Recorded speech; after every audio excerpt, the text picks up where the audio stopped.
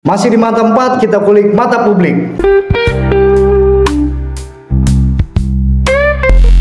Oke, assalamualaikum warahmatullahi wabarakatuh. Kita kembali bersama dengan Cak Ketum atau calon ketua umum Himpunan Pengusaha Muda Indonesia Kota Bekasi, BPC ya. BPC, HIPMI Kota Bekasi. Dengan Farah Rizky. Betul. Sehat itu, Pak? Alhamdulillah. Ketua aja nih. Insya Allah, nggak apa-apa doa. Bukan iklan ya, bukan iklan. Cak Ketum. Iya. Nah, untuk Farah nih, kita kan ini namanya calon ketua umum, berarti kan lagi proses. Betul. Nah, pertama nih untuk jadi Cak Ketum kan berarti namanya pengusaha muda, berarti harus ada usaha. Pasti. Betul ya? Betul. Usahanya apa nih sekarang? Aku aktif di bidang retail dan juga jasa. Untuk retailnya itu aku toko perhiasan. Untuk jasanya aku wedding organizer dan juga catering pernikahan. Jadi toko perhiasan sama wedding organizer. Ya. Oke, kalau untuk toko perhiasan itu lebih ke produksi atau lebih ke tokonya aja? Ada tokonya. Ada tokonya. Jadi online, ada offline store. Siap. Kirain produksinya. Ya. Produksi emas-emas gitu maksudnya kan? Enggak sih. Emas-emas Jawa ya kan? Udah jadi cincin, udah jadi ya? anting, Oke, gelang, siap. kalung. Nah, kalau untuk usaha itu udah berapa lama? Usaha di bidang perhiasan yang aku sendiri jalanin ya, itu 2018. 2018. Tapi untuk nyampe di 2018 untuk punya bisnis sendiri ini, sebelumnya aku punya pengalaman kerja sama orang juga. Sebelumnya di perhiasan, ya? Iya. Di mana? Di perhiasan juga. Sama juga. Oh, sama ya. Berarti juga. lama di bidang itu ya? Iya, di bidang perhiasan. Akhirnya buka sendiri. Buka sendiri. Oke, kita coba lanjut ke ini ya. Ini kan banyak para pengusaha, anak muda lah ya, yang belum jadi pengusaha, mungkin pengen jadi pengusaha gitu kan. Ini kan perempuan, gitu kan. Betul ya, perempuan ya. Nah, ini apa sih pertama nih alasan Farah untuk jadi ketua organisasi gitu? Alasannya apa sih? Gitu? Alasannya gimana ya? Sebetulnya aku tuh emang di HIPMI adalah organisasi pertama pengalaman aku. Nah, dari masuk tuh aku 2018. Awalnya tuh ya ikut-ikut buat happy-happy aja lah. Gitu. Akhirnya dibawa sampai ke langkah sini untuk mencalonkan. Banyak hal positif yang ingin aku ambil juga. Kalau memang untuk mencari sebuah profit, aku rasa masih dibilangnya kurang tepat lah ya kalau di organisasi ini ya. Di organisasi. Aku rasa itu kurang tepat, tetapi itu anggaplah bonus. Kalau kita mau kejar profit, kejar keuntungan untuk mencari bisnis gitu mungkin ya.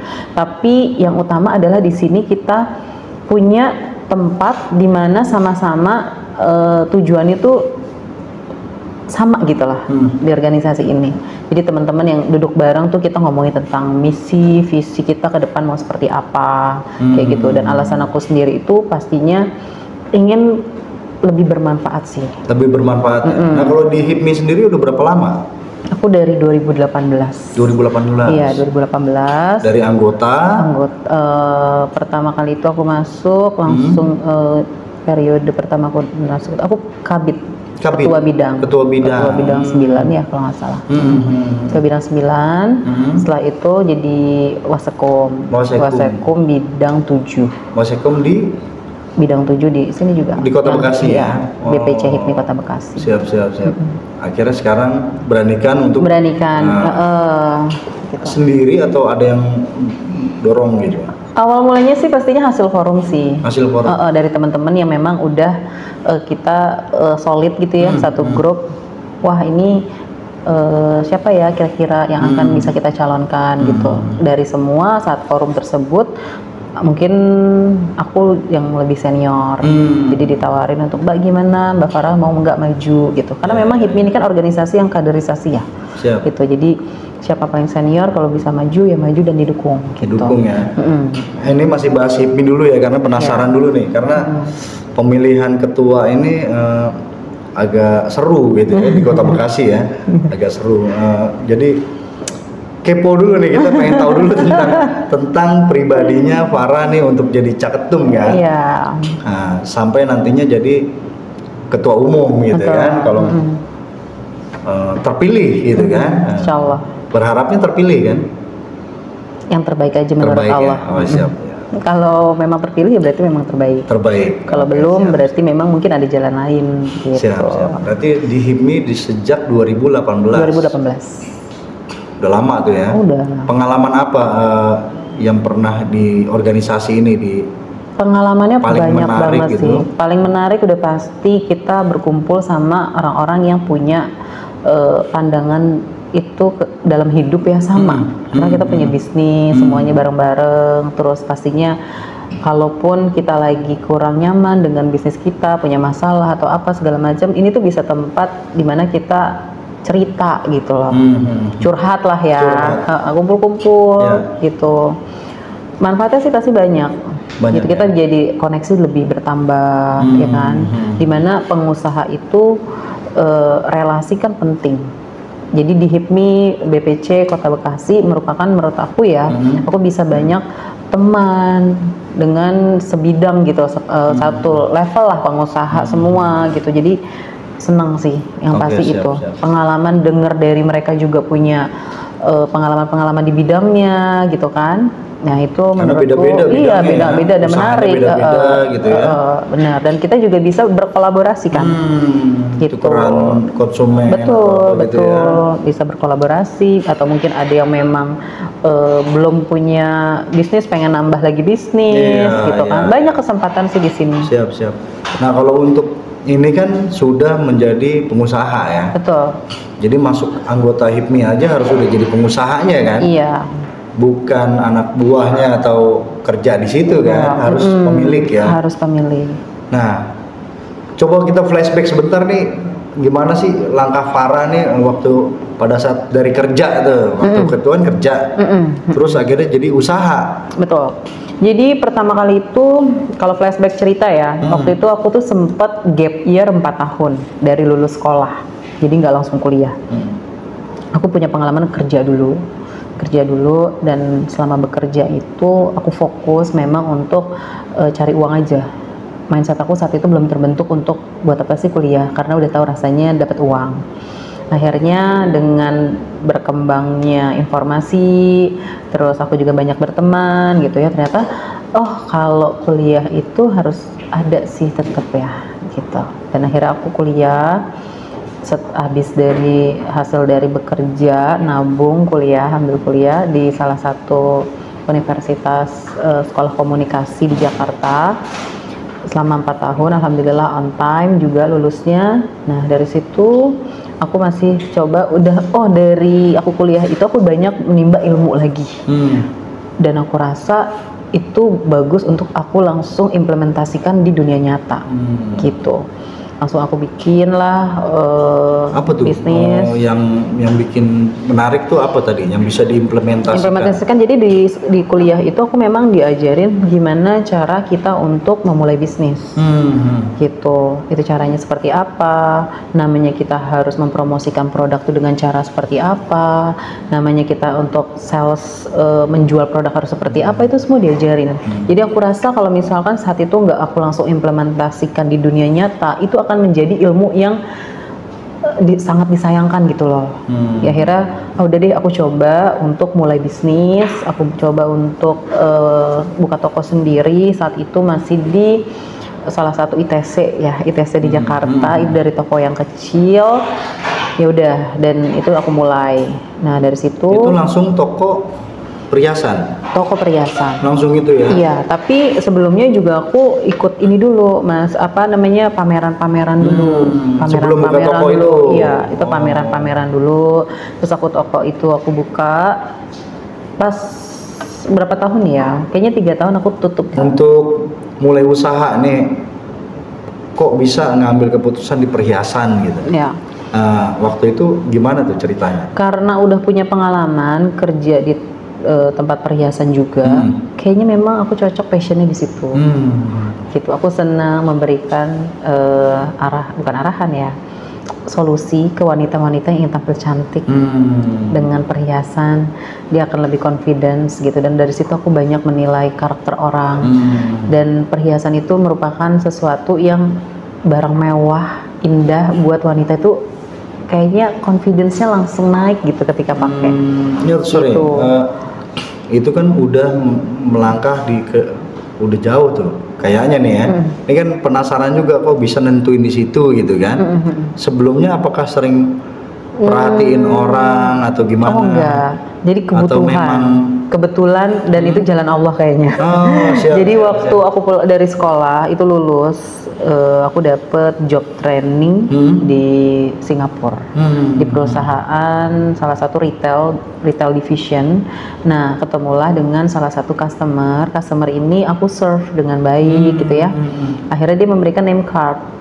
Ya, dia bilang, kamu kalau butuh pekerjaan nanti di Indonesia bisa kerja dengan saya. Ternyata pas lagi saya pulang ke Indonesia, oh dia ternyata toko perhiasan. Siap. Akhirnya coba, dari situlah mulai. Tapi yang masih gue bingung nih, sorry ya, ini sehari-hari begini ya, pakai kerudung, Iya. begini ya. Iya. Bayangan kita kan caketum hipmi gitu kan, glamor gitu kan. Ya, antingnya gelantungan gede. Oh iya. Rambutnya pink gitu. Nah, bayangan kita nih, apalagi usahanya perhiasan kan. Tapi emang begini ya. Iya begini. Luar biasa. Para untuk kenapa berpikir pendidikan itu penting pada saat itu? Yes, karena saat itu jujur aja, aku kalau kumpul sama teman-teman tuh kayak bingung gitu, kok nggak nyampe ya gitu loh, pikiran gue nyampe terus. Itu di usia berapa sih, sorry? Itu masih sekitar 17 atau 18 lulus tahun SMA, gitu lah. Lulus SMA. Berapa tahun? Lulus SMA, aku training di Singapura 6 bulan, pulang dari Singapura itu. Nah itu aku udah pengen ngeliat teman-teman tuh kuliah, aku jadi pengen. Udah gitu. berpikir ya langsung ya. Cuman saat itu aku fokus untuk cari uang dulu, kerja dulu kan. Kayak masih naik turun lah Iya, gitu. iya. Akhirnya saat itu bos yang tempat aku bekerja dia bilang, Far, apa kamu nggak kepingin upgrade diri lagi gitu dengan ngambil kuliah? Kayak aku pikir-pikir dan akhirnya oh iya deh gitu. Meskipun usaha, ya kan banyak nih perempuan yang udah usaha, duitnya udah gampang dapatnya, ya nggak penting juga emang pendidikan bagi banyak orang nih ya. Ternyata pengaruh ke ini ya, ke komunikasi ke temen-temen. Iya. Jadi waktu ngambil kuliah itu aku masih belum berbisnis sendiri sih, masih kerja. Masih kerja. Jadi kuliah baru aku buka bisnis sendiri gitu. Tapi kalau jualan-jualan yang kecil-kecil lah oke. Aku pernah main di fashion juga, kayak baju, celana, kayak gitu pernah. Nah juga jualan seperti itu pernah. Untuk pendidikan berarti penting lah ya, meskipun usaha duitnya udah numpuk gitu kan. Iya pasti. Tapi tetap pendidikan penting. Ya. Ini untuk pengetahuan juga lah ya kan. Nah untuk di HIPMI nih, rencana Farah atau targetnya nih, jadi caketum ini gimana nih? Target awalnya nih? Visi ya. Visi misinya. Ya, visi aku yang pastinya sih ingin HIPMI Kota Bekasi ini jadi wadah para pengusaha muda yang mempunyai integritas solid dan juga punya manfaat yang positif untuk ekosistem wirausaha di Kota Bekasi. Gitu. Jadi misi-misinya juga untuk mendapatkan mencapai visi ini, aku pengen banget ngebuat tuh di HIPMI Kota Bekasi jadi tempat pengusaha tuh yang kualitas gitu. Berkualitas. Jadi aku nggak mau fokus di quantity yang pengusahanya banyak nanti di organisasi ini, tapi yang kita utamakan adalah kualitasnya. Gitu, karena menentukan hasil ya. Yes, gitu. Karena aku pengen nanti ketika orang melihat, wah di HIPMI Kota Bekasi namanya harum di luar, ternyata memang gimana cara masuk di sana, worth it atau enggak? Karena organisasi ini banyak yang join itu mouth to mouth, ya kan? Itu banyak banget yang seperti itu. Jadi aku ingin pas lagi mereka menceritakan tentang untuk masuk di bagaimana situasi di HIPMI di dalamnya itu, ya bagus gitu, memberikan manfaat yang berasa untuk anggotanya. Ya, aku pengen kayak gitu. Kalau di HIPMI sendiri yang para ketahuin lebih ke apa sih? Misalnya nih kan udah pengusaha semua nih ngumpul. Apa sih yang mereka dapat Pasti tujuannya mereka ingin berkolaborasi untuk berkolaborasi untuk mereka mencapai tujuannya masing-masing. Siap. Ya, itu udah pasti. Banyak banget antar anggota itu yang berkolaborasi, saling memberikan apa namanya ya, keuntungan, margin itu pasti ada kalau udah berkolaborasi pasti, ya. Itu pasti ada. Tapi di sisi lain itu kita bukan untuk bersaing, tapi untuk saling mensupport. Saling mensupport. Yes, gitu. Jadi bukan untuk mau sikut-sikutan gitu ya. Tapi kalau bisa kita mensupport. Karena sebetulnya dalam kehidupan kita sehari-hari itu kita butuh kok. Jadi misalnya nih aku bisnisnya perhiasan atau catering ya. Mungkin one time aku butuh kayak digital atau apa, ternyata ada juga yang bisnis website digital gitu-gitu kan. Nah, itu kita saling support di situ. Itu enaknya kalau udah masuk di organisasi pengusaha ini. Siap. Oke, ada yang mau disampaikan nggak dalam proses pemilihan ya Caktum ini ya untuk periode berapa tahun 2000? Insya Allah 2025-2028. 2028, 3 tahun ya? Iya. Siap. Coba ada yang mau disampaikan mungkin? Untuk para pengusaha wanita, jangan pernah merasa minim.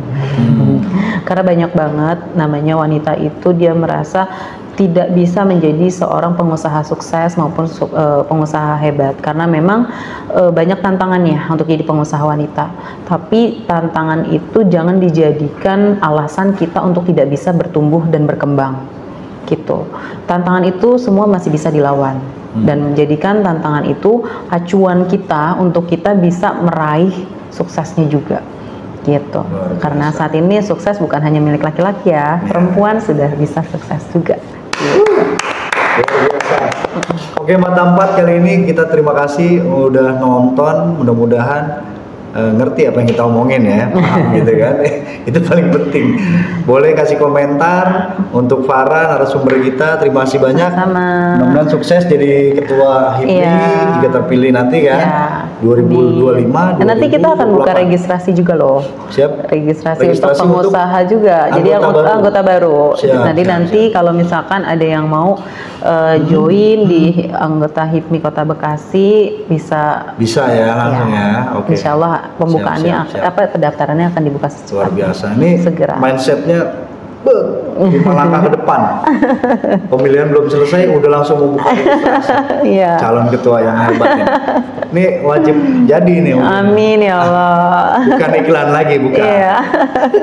Makasih ketua ya. Sama-sama. Terima kasih. Mata 4 ngulik. Aye.